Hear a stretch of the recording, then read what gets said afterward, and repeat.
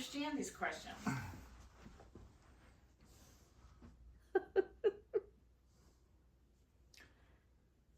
Yeah.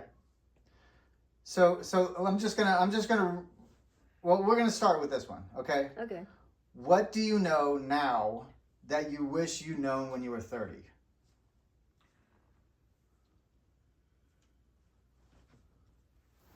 That's a good question. I think when I was 30, that I was very optimistic about things. And I thought that everything was just fine. Now at 88, the world in so many ways is so crazy. And I think there's an element of violence. It's like a ribbon that has snuck into our society, and that we did not have that. And I will argue that point with anyone, that when I was 30, you could let your children play in the front yard, and things, they could go off on their bikes, all these things, you didn't worry about your children. But now it's so totally different. And I wish we could, in a way, go back, but we can't, because, as they say, time marches on. So like, what kind of advice would you give to like a younger self? Let's say like a 20, like what advice, if you could give your advice to like your 25-year-old self or 30 or you know, young, what advice would that be? To give my advice? To give, like, if you could talk to your younger self. That's interesting. And then what advice would you give her? Yeah. One thing I would say, and this is my mother talking, enjoy every day to the best of your ability. We never know what's around the corner for any of us. And I don't think that's pessimistic. I think that it's just a good way to live. Try to enjoy every day as best you can. Now, sometimes tragic things happen. And we have been very fortunate because as far back as I know, we have never had any violence. We've never had anyone robbed or anything like that. And I'm grateful to God for that. I really am. I'm very grateful to God that when you look at it, we've had a peaceful life. Okay. So like, what do you want to talk about, Mom? You can talk about anything you want to talk about. New Orleans. You want to talk about your family. Anything that you want to talk about. What do you want to talk about? Okay. When my cousin Jay and I went to New Orleans after Katrina, may he rest in peace. Now Jay, let me give you a little background about Jay. Jay's mother, Jean, was my mother's sister. And she lived 5 days after she delivered Jay, and she died very abruptly. And her husband, now this is not so nice what I'm going to tell you. My grandmother had some prejudices. She worried to death about Italians. And the man who Jean was seeing, Joe Passalacqua, that's pretty Italian. The story that I got was they waited 11 years to be married because of my grandmother being so against Italians. And you know, today they'd say, screw you, we're going to run off and get married. And now this is in the 40s? Oh, no, 30s? no. This is in the 30s. 30s. Yeah, in the 30s. But anyway, so my mother and daddy could see how distraught he was, Joe Pass. Everybody called him Joe Pass. And so they approached him and said, we know you're terribly upset. This is what my mother told me. We know you're terribly upset. Would you like us to take the baby home until things settle down a bit for you? And he was very appreciative, my mother said. And he said, that would be so good because I do have to get myself together again before I can take care of a baby. Well, the baby came to live with us and lived with us till he was 17 years old. And Joe Pass was a good father. That's Jay. The baby's Jay. The baby was J.O. And J.O. was very happy where he was. Now, this is what I want to know. I'm going to throw this in. John Pruitt cannot believe that we never owned a house. And we didn't. We always rented a house when I was growing up. Okay. And this is what I want to know. My mother, my daddy, me, and JL lived in a 2-bedroom house. And I wondered from time, where did JL sleep? You guys didn't share a room? Because No. you were the same age, close to the same age, right? No. What's the age Jay difference? was 7 years older than I was. Oh. Yeah. See, So- that was a difference. Yeah. So And he then slept my on the grandmother couch? was there a lot. Did he And sleep she and on- I would sleep together. Oh, okay. You see, one bathroom. So You where know? did JL sleep? You don't remember? I think he must have had a rollaway. Yeah, That's what a cot or something. something like that. But I mean, my mother would have done everything to keep him comfortable, sure. you know. So I think sort of thing. And you know, we did have a rollaway bed. There you go. And I bet anything that's where he slept. And he was happy. He liked his stepmother. She was a very nice lady. His dad was very good to him. His dad sometimes gave him expensive things. Now remember, Mickey's living there too. And Mickey could eye those things and think, oh, wow, you know. And where in New Orleans was this that you lived? Uptown. Uptown. We always lived uptown, yeah. The place that we lived for quite a long time was on Lower Line Street. And they had blacks across the street. Black people in New Orleans, get out. Didn't bother us or our neighbors. They were very nice people. And you know what was interesting? Every house that they lived in, and I don't know why I remember this, but I do, was set back more than our houses were. So it was segregated to somewhat, right? In a little bit. I don't know why those houses were like that, but they were. They were all set back more. Who knows? Maybe they were built for that. I don't know. Because I was closer to the street, you see. Not right on top, but closer to it. But we had wonderful neighbors there. I got to tell you this story. The man who lived next door was a funeral director. He also had a problem with drinking. And he would want to take his kids. He had 2 little girls, and they were my playmates. He always wanted to take them and get ice cream. And I always wanted to go, because he took them in the hearse. So this particular evening, he said, let's go get ice cream. And I asked my mother, and don't ask me why, but she said, oh, okay. So we got in the back of the hearse, the 2 little girls and me. And there were flowers in the back and ribbons and everything. It wasn't a dead body, was it? No dead body, just all the remnants of a funeral, you know. So we're riding along, and we were lying down, and we'd sit up, and we'd lie down, and we'd sit up. So we stopped. And at that point in time, we were lying down because we were fooling with the ribbons and all that stuff. And so Mr. McDonough, I remember the name, said, okay, girls, come on, let's go get our ice cream. And we all sat up at the same time, and people were around, and they about just fainted doing all these heads in this view, in this hearse sat up. We didn't know what was going on. We just said, what's the matter with those people, you know? But I guess they thought we were little dead girls coming back to life. Oh, Lord. It's kind of crazy. Oh, Lord. But you know what? But those were our big times, you see? Those were our big times. And my mother never let me go again. That was the one and only time they said, okay, you can go. But you know what? We didn't have a whole lot of money. But I'll tell you, we were a very happy family. So, but your parents, the grocery store, right? Yeah. Talk about that. They had to go, okay. Well, during the war, World War II, we had 11 members of our extended family serving in the war. 11 members. I mean, that was Mickey and Leonard and JL, and because JL went into the service. And who else was that? I just had the thought in my mind. Uncle Harry, Uncle Lurky, that's 5. But anyway, we counted up 11. 11. So anyway, so my daddy and Uncle Pete, because they had been doing seafood in the country. You see, Uncle Pete built that factory, and they were doing all the seafood. The shrimp boats would come right up there on that canal, because they had a canal that came right to the factory.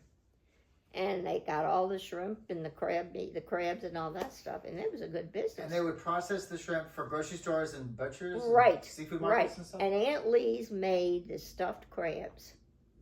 And Richard said, I'll never eat another stuffed crab after eating hers. And I that wish I went could to remember those. restaurants. I don't remember any of Aunt Lisa's food, but I wish I could. It was wonderful. I'm sure it was good. But what happened was the orders were overwhelming and they couldn't keep up. And they had even hired 2 ladies from down the road. These were all really Cajun people, you know, but they were good people. And they hired 2 ladies and it still just wasn't enough. So finally they said, we need a big business for this. And they didn't want to do that. So they decided to build a grocery store. Kogus and Schussler Supermarket. And That was wait. That was the name. that was the name. Kogus and Schussler's Supermarket. Supermarket. Okay, now the boys are still at war. You know, the war's coming to an end though, and they knew they had to have something for the boys to come home to work. So, now while this building is going up, my daddy had this little place called the Curb. And I used to love to go there because... What do you mean, a Well, place? see, you couldn't go in the grocery store because it was being built. But he had this little place in the front, and he had fresh vegetables Like and fresh almost like a produce. stand? or Yeah, something? like a stand, but it was bigger than a stand. You see, it was like it was a big tent. Okay. I remember that. Okay. And then he had built some shelves and stuff for the food to go on. Okay. And I used to love to go. And people would drive up. They wouldn't even get out of their cars. You see, they didn't have to. Nice. And say, Driving. Mr. Schussler, I want whatever. And 3 they would just bananas. put And he it- would just put it in a bag and, you know, get the money. He would get the money. Cool. Well, what stands out in my memory about that was the night. I was there with my daddy, and he closed at 8 o'clock. I think he ran it just for a few hours. And the biggest thing was Joe E. Lewis was fighting for the championship. Joey Lewis? Joe Lewis, the Joe boxer. Lewis, the boxing guy. Not Joey Lewis. Isn't it Joe He E. was- Lewis? He was a comedian. Oh, that's Joe right. Lewis. Joe Lewis. the Is that boxer. right? Yeah. Okay. And my daddy was so excited. He said, I hope no customers come because I want to hear, because it was on the radio. We didn't have TV. Of course. He said, I want to hear every bit of this. He said, this is going to be so good. Blah, blah, blah, blah. Well, that was the big thing. And he had it so loud. I remember that. So even today at my age, he had it so loud, but he loved it. And I can't remember now whether Joe Lewis won or lost. I think he won. I think he won, didn't he? Who was he I fighting? can't remember. I can't remember. Because he didn't lose that many fights, I don't think. I don't think he did. Yeah. But my daddy thought he was great, you know. Well, he was very good at what he did. And so how old were you during this time? You were like a young was- preteen, maybe? Oh, I was Teenager. younger than that. Oh, younger. When they opened the store, the supermarket, I was a senior at Dominican, and I used to go on Saturdays and do the cash register. I'd check people out. You mean at senior? That's high school, right? Yeah, Okay. yeah. That's not right though, because the war was over long before that. I can't remember now. Well, then, if I you got were a some- senior at Dominican, you were in high No, I school. wasn't a senior. I was a freshman. Did I Oh, say okay. senior? You said- But that's not right because, anyway. That's fine. You I don't don't remember. But anyway, they opened the store, and we thought it was huge. It was the biggest store we had ever seen. And this is also in Uptown, right? This is also, this is on the corner of Carrollton Avenue and Oak Street. Now, I'm going to throw this in. Aunt Lee's had married a Greek, Peter Kogus, and he and his brothers came to America to make money, and they were going to send the money back because they left behind their mother, Mitata, and 2 sisters. And they said, we'll go to the United States and make money, and when we have enough, we're going to send for you, we'll come get you, whatever. True immigrants. Uh-huh. Like the immigrants do That's today. right. That's right. But anyway, so that was that. They were there, and they did, when those boys made money, they came. Now, they opened up a grocery store on Oak Street, which was, and this building was just a half a block away from where our supermarket was. And they had engraved on top of the grocery store, in the brick or whatever it was some kind of a heavy cement or something, Kogus Brothers Grocery Store. And it was still there just a few years ago because I went past it. No way. And you still see Kogus Brothers. Yeah. No way. No kidding. But you know what? This was that Daddy and Uncle Pete's supermarket was supposed to be the first one that opened up in New Orleans. The next one that came along was Wait. Piggly Wiggly. Back up. I'm going back. What do you mean the first supermarket opened in New Orleans? That's it. They didn't have supermarkets. What did they have for They selling didn't have- food? Individual groceries, individual grocery stores, OJ's and people like that. And that's what my daddy went to when he bought the next door. Okay. Does that make sense to you? No. That's the way it was, though. Okay. You didn't have Publix and, Well, I know that. you yes, know, I know that. not any kind of places like Oh, that. so you mean like the okay. You know, Continue. not. Just it's a Yeah. fine continue. But Right. anyway, and you know what? When they would, I'll get back to that. They had a lady. This is the way people treated things in the old days. They had a lady who carried a big black umbrella, and she would come in the store, and she would stuff things in her big black umbrella. Now the law was Wait. she was shoplifting, Oh. and the law at that time was you could not approach her in the store. You had to wait till they left the property. You know, go out the front door, then you could get them. Well, yeah, that's the way it was. Okay. Well, she did this on a regular basis. She would come in and stuff things in her umbrella and then leave. Maybe she'd buy one or two things and pay for that, and she would leave. Well, lo and behold, her son comes up to Daddy one day by himself, and he says, I know my mother's a shoplifter.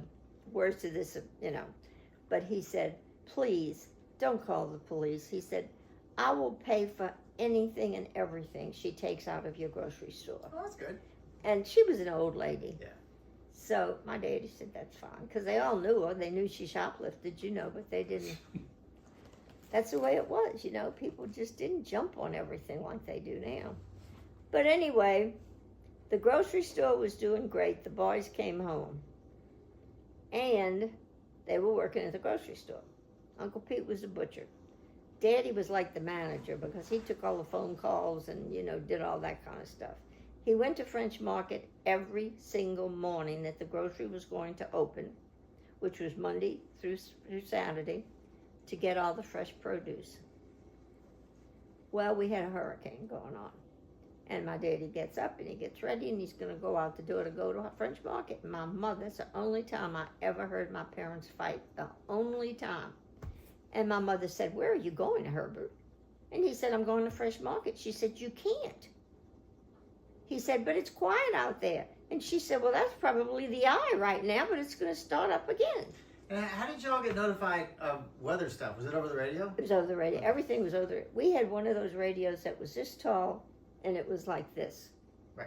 Big old Philco. Yep. Big Just old like, Philco. Just like we see in the movies. And let me tell you something. Gabriel Heater was my daddy's favorite commentator. Oh, there's good news There's tonight. good, and he always opened it with that. And when Gabriel Heater was about to come on, my daddy said, shh, shh, be quiet, everybody. And he would go sit by the radio, and he'd lean his ear in, just like that. And he didn't breathe hardly. He listened to every breath that Gabriel Heater took.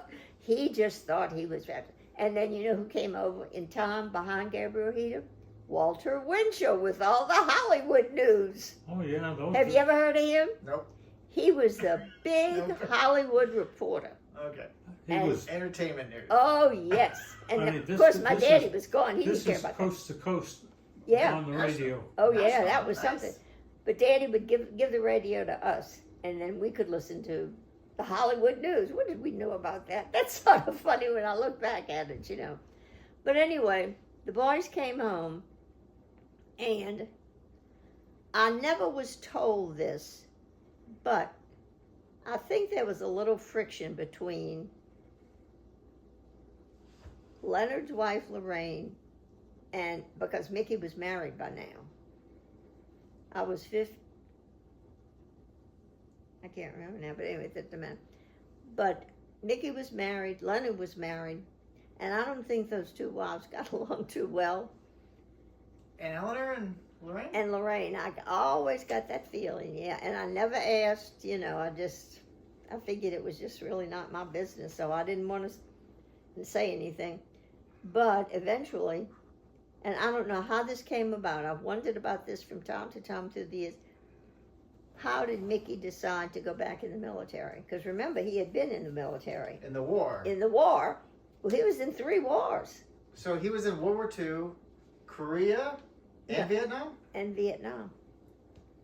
Yeah. So let's talk about Uncle Mickey. So he got out of the war after World War II, Right. and then he re-enlisted. And then he went back in, yeah. But he was an officer the whole time. No, he went in as an enlisted man, okay? And for the war, For the war, right. But I can't remember when he went to officers candidate school. I don't remember that because I've thought about it before. Did he have his college degree, right? No, he was 18 years old when he graduated from high school. He went to Forshey High School. He went to my parents and he said, I don't want to go to school anymore. He said, I want to join the military. Well, the war was on. Right. This was not uncommon for young guys to do this. And he went into the Army Air Force. The Army Air Force, right. The Air Force, yeah. And he stayed in that, and I don't remember for how long.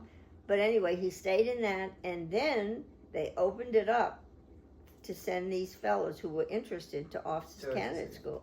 Okay. And he went, and that was it. So he never got a college degree? No. Huh. Because in those days you didn't have to. Didn't have I to. guess with a war on, you wouldn't have to have a degree. They'll just take you, right? Right. And you could become an officer too from just combat. Yeah. Okay, but anyway, so he got out after the war, Right. and as an officer because he became an officer during the war, Right. And then he eventually re-enlisted to go to Korea. Yeah. Or whatever. Yeah, I can't remember that. Okay. I'm That's fogged fine. about that. That's fine if you can't remember. But anyway, but then he went back in. And he and Eleanor were very happy. I remember that vividly. You know, they were very happy that she agreed with it. And about him going back? yeah. Well, it was the Air Force at that time. Yeah. It was the Air Force by then. What year was this? Well, he went in the military when he was 18 because he had just graduated from college and he was 18 when he graduated, okay? And then, he graduated from high school, excuse me. And I don't remember how long they were gone, you know, in the war. He and Leonard were the ones, but we had so many in the military at that time because, I mean, everybody wanted to be in the war and get rid of those Germans, you know, and all that. Very few draft dodgers during that time. Ooh. No, people were so patriotic. It's a different time, okay? With And their it was also fighting the flags Nazis. and everything, huh? It was fighting the Nazis and the Jacks. Oh yeah. Oh God. Big deal. You Way know, different than it is now. But I remember vividly when the Japanese invaded Pearl Harbor, and it was a Sunday. We had gone to He church. never invaded Pearl Harbor. Well, you know, He bombed the hell they out of bombed it. the hell out of it. And I was outside with the little girls that lived next door. And my mother came out on the porch and she said, Barbara Ann, come on, come in now. And I thought, why did she say Barbara Ann? Because she only said that, you know, when it was very, very serious. And so I went in, and they had on Gabriel Ojeda. He was the cat, you know. news guy, yeah. Newscaster, that's what I want. And he was talking, no, it was the president, I'm sorry, and he good came one. over after. The president said what had happened. And that would be Roosevelt, right? No, was it Roosevelt? Who's that? The president during World War II was Yeah, it was- FDR. That's Yeah. right, it was. You're right. You're right. Anyway, they were announcing it. My mother thought it was important that I hear it, even though I was young, you know. And so that was traumatic. People were very, very upset. I'm sure. You know, it just wasn't expected, so it was just terrible. Yep. But we didn't know anybody that was at Pearl Harbor. That's good. I remember that because people were questioning, you know, well, where is so-and-so and where is so-and-so? No, not at Pearl Harbor and all that kind of stuff.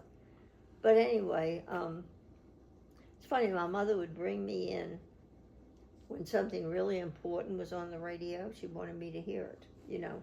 She thought it important that I hear it. It's good. So I guess that's why I remember it too, you know. But anyway, life went on. The boys came back. Mickey went back in. Leonard started a business. And what he did was he bought one truck to start off. And he would haul dirt. They were building up like in Kenner and all, like crazy. That was when that started, after World War II. And he would bring and dump it. And I remember when And then he just bought more trucks, you know, and hired people, and it was good. But anyway, I remember when I told him that my friends Larry and Janice were buying a house there, he said, Barbara, that's a big mistake. He said, those houses are being built on coffee grinds. He said, that's the way the soil is. And you know what? Not literal coffee grounds, like No, soil just that's like the soil that's like consistency. coffee Okay. grinds, right? Not literal And you know coffee. what? I can't remember now when it happened in time, from the time they bought the house. But they had to spend $10,000 to have the house leveled because the house was like this.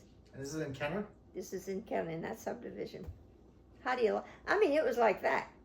Because I saw it. Yeah, you put weight on that kind of soil, Oh, it was and terrible. eventually everything will settle. Why didn't they lay slabs or anything? Was that like? I have no idea. Maybe the cost was too much at that time, you see. So they just put up junk. But they spent a lot of money keeping that house up, I'll tell you. Okay, is that enough for today? If you're done, yeah. I've talked a lot today. All right, let's see how long we got.